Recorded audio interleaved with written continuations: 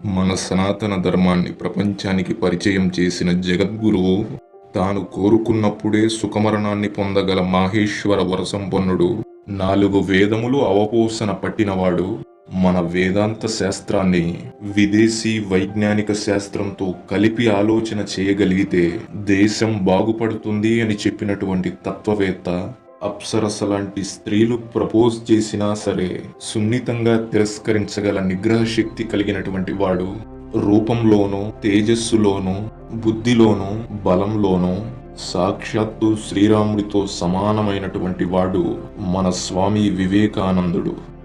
ఆయన ఈ స్థాయికి ఎదగడానికి ఎన్ని కష్టాల్ని అధిగమించాడో తెలుసా? చిన్న వయస్సులోనే తండ్రి చచ్చిపోయాడు, విధవరాలైన తల్లి, పైగా 4 చెల్లెళ్ళు. ఆయనేం బెదిరిపోలేదు, బాధ్యత తీసుకున్నాడు. ఆయన చేయగలిగినన్ని పనులు చేశాడు. పత్రికల్లో పనిచేశాడు, పొద్దులు రాశాడు, కొట్లో పనిచేశాడు.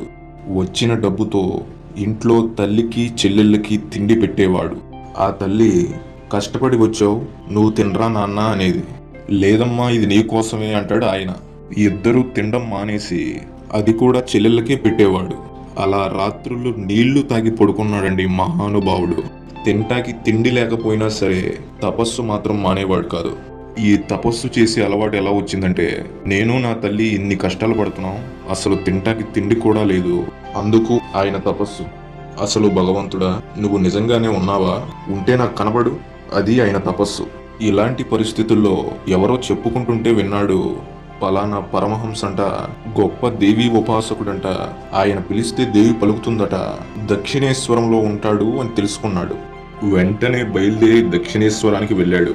అక్కడ పరమహంస నరేంద్రుడిని చూసి అంటారు, ఎరా నాన్న, ఇన్నాళ్ళకు గుర్తొచ్చాను నేను. ఈనాటి ఈ బంధం మనది ఏనాటిదో అంటారు పరమహంస. ఆ మాటకి ఆశ్చర్యపోతాడు నరేంద్రుడు. అంతేకాదు, అక్కడున్న మిగతా శిష్యులు కూడా అనుకుంటారు, ఎవడరా వీడు, వచ్చి 10 నిమిషాలు అవ్వలేదు, అప్పుడే గురువుగారి దగ్గర మంచి మార్కులు కొట్టేశాడు. కానీ నరేంద్రుడు అనుకుంటాడు, ఏంటినా ఏదో తేడాగా మాట్లాడుతున్నాడు, ఈయనేదో పెద్ద యోగి అది ఇది అన్నారు.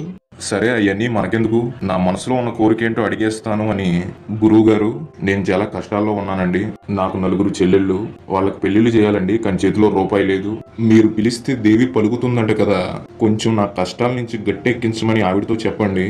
దానికి పరమహంస అంటారు, ఆవిడేమైనా నాకు పిల్లనిచ్చిన అత్తగారు అనుకున్నావా?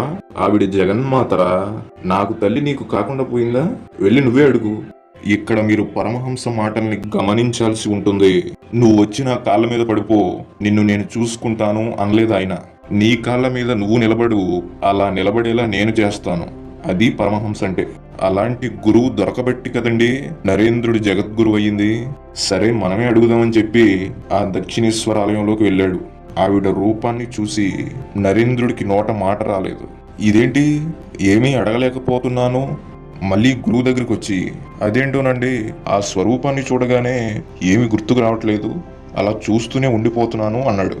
దానికి పరమహంస అంటారు, నిన్న కాక మొన్న వచ్చిన వాడివి నీకే అలా అనిపిస్తే మరి 30 ఏళ్లగా ఇక్కడే ఉంటున్నాను, నా పరిస్థితి ఏంటో ఆలోచించు అన్నాడు. సరే, నువ్వేమీ బెంగ పెట్టుకోకు అని, ఆ తల్లి నీ కష్టాలని తీరుస్తుంది అని నరేంద్రుడికి ధైర్యాన్ని చెప్పి తన శిష్యుడిగా చేసుకుని నరేంద్రుడితో సాధన చేయిస్తున్నారు పరమహంస. ఇది మిగతా శిష్యులకి నచ్చలేదు. ఏంటి గురువుగారు, మాట్లాడితే నరేన్ నరేన్ అంటారు, మేము వాడికంటే ముందు జాయిన్ అయ్యాం, వాడికంటే ముందే అటెండెన్స్ లో ఉంటాం, మాకంటే ఆ నరేన్ ఎక్కువైపోయాడా మీకు? అప్పుడు పరమహంస వాళ్ళందరినీ తీసుకుని నరేంద్రుడు తపస్సు చేస్తున్న చోటుకు తీసుకెళ్లి చూపిస్తారు. దెబ్బకి ఆయన్ని చూసి షాక్ అవుతారంతే. ఎందుకంటే అక్కడ ఎలా ఉన్నారో తెలుసా మన స్వామి? శ్రీసుర సింధు తీరమున సీతన గోపల సీమయందు పద్మాసనవత్తి అయి శివునోపాస్తి యొనర్పగా యోగముద్రచే భాసితమైన ఆ తనువుపై తమ మేనుల తీటదీర అత్రాసముగా కురంగములు రాపులు చేసే నక్కట.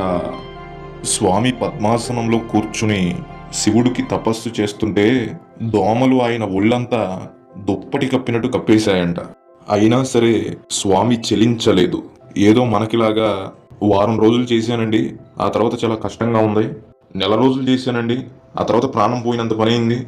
స్వామికి ఆ రోజుల్లో ఏమున్నాయండి? ఏ యూట్యూబా లేకపోతే ఫేస్బుక్కా? ఏదైనా మోటివేషన్ వీడియో చూద్దామంటే గట్టిగా మాట్లాడితే మైక్ కూడా ఇవ్వలేదండి. రోడ్డు మీద నిలబడి అరిచి మరీ చెప్పాడు. అయినా సరే ఎంత ఉత్సాహం, ఎంత చిత్తశుద్ధో చూడండి. అప్పుడు పరమహంస మిగతా శిష్యులతో అంటారు, మీ బతుకెట్టుకుని ఎప్పుడైనా అలా సాధన చేశారా? ఇప్పుడు అర్థమైందా నేను ఎందుకు నరేన్ అంటానో?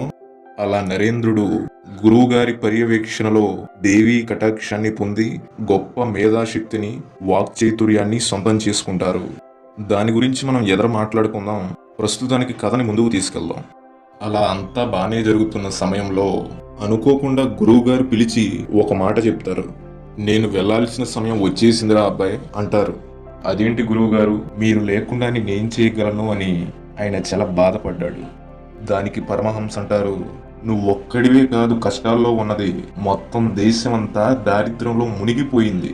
నేను చచ్చిపోతే నువ్విలా దద్దమ్మలాగా ఏడుస్తావని కాదురా నిన్నెంతటి వాణ్ణి చేసింది, వెళ్ళి దేశాన్ని ఉద్ధరించు అన్నారు పరమహంస. ఏదో గురువు చనిపోయాడు, ఇక నన్ను అడిగేవాడు ఎవడు అని ఆయన గురువు మాటల్ని పెడచెవున పెట్టలేదు. అసలు నేను వెళ్లాల్సిన మార్గం ఏదో నా గురువు నాకు చూపించాడు అని గ్రహించాడు. ఆశ్రమం యొక్క బాధ్యతలు కొంతమంది శిష్యులకి అప్పగించి ఇక్కడే ఉంటే నా దేశంలో ప్రజలు ఎటువంటి పరిస్థితిలో ఉన్నారో నాకు తెలియడం లేదు. కాబట్టి నేను భారతదేశం మొత్తం తిరిగి ఎవరు ఎటువంటి స్థితిలో ఉన్నారో తెలుసుకుంటాను అని కొంతమంది శిష్యుల్ని ఆయనతో వెంటబెట్టుకుని భారం మొత్తం గురువు గారి మీదే వేసి బయలుదేరాడు. మళ్ళీ బయలుదేరడం అంటే ఏదో రైలు బండి ఎక్కడం లేదా ఏదో పడవెక్కడం కాదు. ఇక్కడ తినడానికి డబ్బులు లేవు, మళ్ళీ ఛార్జీలకి ఎక్కడి నుంచి వస్తాయి? ఎవరైనా మహానుభావుడు దారిలో ఏ గుర్రబండో ఎద్దుల బండో ఆపి లిఫ్ట్ ఇస్తే ఎక్కేవాళ్ళు. వీళ్ళు ఎలవయ్యా అంటే ఇక అది కూడా లేదు, నడుచుకుంటూ వెళ్ళడమే. వాళ్ళందరూ సన్యాసులు కాబట్టి వాళ్ళు భిక్షం ఎత్తుకుని తినాలి. కాబట్టి అందరూ ఒకవైపే భిక్షాటనకి వెళ్తే అమ్మో ఇంతమందే అని ఎవరు ఒక్క ముద్ద కూడా పెట్టరని ఒక్కొక్కరు ఒక్కో దిక్కున భిక్షాటన చేస్తున్నారు. నరేంద్రుడు ఆ ఎండకి తట్టుకోలేక మున్సిపాలిటీ కుళాయి నీళ్లు తాగి భిక్షాటన చేసే ప్రయత్నం చేస్తున్నాడు. కానీ కనీసం గింజన్నం కూడా ఎవ్వరూ పెట్టలేదు. ఎంతసేపని నీళ్లు తాగుతాడండి? ఆయన మాత్రం కడుపులో దహించేస్తుంటే ఇక భిక్షాటన చేయడానికి కూడా ఓపిక లేక పక్కనే ఉన్న రైల్వే స్టేషన్లో ప్లాట్ఫారం మీద పడుకున్నాడండి స్వామి. ఎటువంటి వాడు? మన భారతదేశ గొప్పతనాన్ని ప్రపంచానికి పరిచయం చేసినటువంటి వాడు తినడానికి గంజన్నం కూడా దొరక్క భిక్షాటన చేయడానికి ఒంట్లో ఓపిక లేక రైల్వే స్టేషన్లో ప్లాట్ఫారం మీద పడుకునున్నాడు. ఆయన కంటే ఎక్కువ కష్టాలు అనుభవించామా మనం? కనీసం ప్రయత్నం చేయలేమా? ఓడిపోతే మళ్ళీ ఉత్సాహాన్ని పుంజుకోలేమా? మనం అనుకున్నది సాధించాలంటే మనలో ఎటువంటి లక్షణాలు ఉండాలో స్వామి చెప్తారు. ఇవి మీరు ఎక్కడైనా రాసి పెట్టుకోండి. 1 అమితమైన ఉత్సాహం, 2 మనోధైర్యం, 3 గొప్ప శక్తి. ఈ 3 లక్షణాలు ఉన్నవాడు అనుకున్నది సాధిస్తాడు అని స్వామి చెప్తున్నారు. అబ్బే ఇంతేనా? వీటిలో అంత గొప్పేముంది అని మీరు అనుకోవడానికి లేదు. ఉత్సాహం అనేది లేకపోతే ఎంతటి మొనగాడైనా సరే ఓడిపోయే స్థితికి వెళ్ళిపోతాడు. చెప్పాలంటే శ్రీరాముడే గొప్ప ఉదాహరణ. రామరావణ యుద్ధంలో రాముడు ఎన్ని అస్త్రాలు ప్రయోగించినా సరే రావణ సంహారం జరగదు. ఆ రావణాసురుడి 10 తలలు నరికేసిన, ఆ 20 చేతులు తెగ్గొట్టినా సరే ఎంత వేగంగా అయితే ఆ తలలు తెగి పడిపోతున్నాయో అంతకంటే వేగంగా మళ్ళీ కొత్త తలకాయలు చేతులు పుట్టేస్తున్నాయి. ఎన్నిసార్లని కొడతాడు? ఎన్నిసార్లు కొట్టినా ఇదే తంతు. రాముడంతటి వాడు ఇక యుద్ధం చెయ్యలేక ఉత్సాహాన్ని కోల్పోయి రథంలో ఒరిగిపోయాడు. ఇక 2వ విషయాన్ని మీరు గమనించండి, మనోధైర్యం. అది ఎంత అసాధ్యమైన కార్యమైనా సరే ధైర్యవంతుడు మాత్రం సాధ్యం చేసి చూపిస్తాడు. మీకు ఉదాహరణ చెప్పాలంటే మళ్ళీ రామాయణంలోనే ఇంకో వీరుడు కనబడతాడు, హనుమ. సుందరకాండలో అంత పెద్ద సముద్రాన్ని చూసి వానరులందరూ భయపడుతుంటే ఒక్క హనుమ ధైర్యం చేసి నేను దాటుతాను అని నిలబడతాడు. అవతల పరితలల రావణాసురుడు, దానికి తోడు 32 కోట్ల మంది రాక్షసులు. తేడా వస్తే అంతే సంగతులు. అయినా సరే హనుమ తన ధైర్య సాహసాలతో కార్యాన్ని సాధిస్తారు. ఇక 3వది గొప్ప శక్తి. ఏదో ఊరికే ఉత్సాహం ధైర్యం ఉంటే సరిపోదు. కార్యాన్ని సాధించాలంటే గొప్ప శక్తి కూడా కావాలి. అది ఎలా వస్తుందయ్యా అంటే దానికి స్వామి భగవంతుణ్ణి ప్రార్థిస్తే వస్తుందని చెప్తారు. కానీ మనం ఎలాంటి వాళ్ళమంటే ఇంత వివరంగా చెప్పినా సరే అసలు ఈ 3 లక్షణాలు రావాలంటే ఏం చెయ్యాలండి అని అడిగే టైపు. బహుశా మనం ఇలా అడుగుతామని ఆ జగద్గురువుకి తెలిసేమో ఆయన దానికి కూడా సమాధానం చెప్పాడు. ఈ 3 లక్షణాలు నీకు రావాలంటే నువ్వు వైరాగ్యాన్ని అలవాటు చేసుకోవాలి. వైరాగ్యం అంటే ఒంటరిగా ముందుకెళ్ళగలగడం. కాసేపైనా ఒంటరిగా గడపడం అలవాటు చేసుకో. ఒక ప్రణాళిక వేసుకో. అంతే తప్ప నేను మా అమ్మ లేకుండా ఉండలేనండి, నా ఫ్రెండ్స్ లేకుండా ఉండలేనండి, సెల్ ఫోన్ లేకుండా ఉండలేనండి అంటే పనులు జరగవు. అలా స్వామి ఆ ప్లాట్ఫారం మీద పడుకుని ఉంటే ఆయనకి భగవద్గీతలో కృష్ణుడు చెప్పిన మాట గుర్తొచ్చింది.